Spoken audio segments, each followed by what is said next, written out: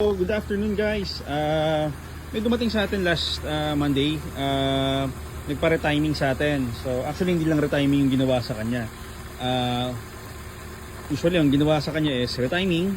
Ano yun palit ng belt, water pump, tensioner. Then nagpapalit na rin ng radiator, valve cover gasket, nagpa-PMS. Actually PPMS pa lang siya. Tapos sinabay na rin yung ECV. So, not sure, nakita nyo. May leak na rin yung radiator ni sir. So, possible siyang mag-overheat. Or baka nga nag-overheat na si sir or pre-overheat. So, ayan. Yung pink na yan, leak yan. So, hindi yan maganda. Pare-timing na rin si sir. So, medyo hirap na rin yung engine ni sir. Parang may mga symptoms na rin na lumalabas sa kanya. So, good thing, hindi na niya pinaabot sa maputulan ng belt kasi pinakita rin sa amin yung belt ito yan ata, ito ba yan? Tama, ito yun.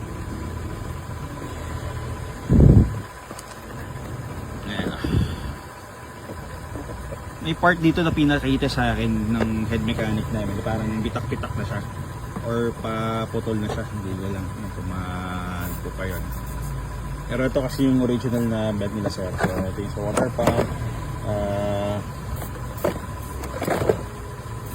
tensioner. Anyway, ito yung mga parts sa sir, babalik natin sa kanya yan. Tapos ito yung engine support na sira. Pinalitan na rin ng engine support kasi ma-vibrate niya. So, ayan. Usually kasi parang kung di ako nagkakamali may may tamang mileage din pag magpaparetiming ka na. So, huwag nyo nang antayin na maputulan ngayon ng belt kasi mas sakit sa ulo yan. So, pwede magkaroon ng problem sa engine and mas malaki ang gastusin nyo. So itong ginawa natin kay sir is for prevention to. Ayan. All good sir, na-test drive na namin yan. So ngayon, ECV no, Kuya Edwin? Nakabitan mo na ba? Hindi pa. Nakabitan na, sige. So, ECV, okay na. Nire-recharge na yung Freon. Then last touch natin is change oil tayo. So ayan.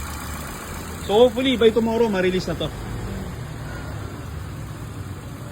Yan siya. So guys, open kami everyday. Drop by lang kayo if may gusto kayo ipa-check na unit nyo.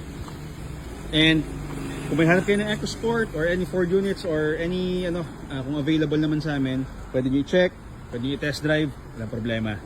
So open kami guys last touch lang natin to. So yung iba dito, mga project cars natin yan, mga sold units na yan. Yung iba dino-double check na lang natin. Yung iba dito galing sa paint shop.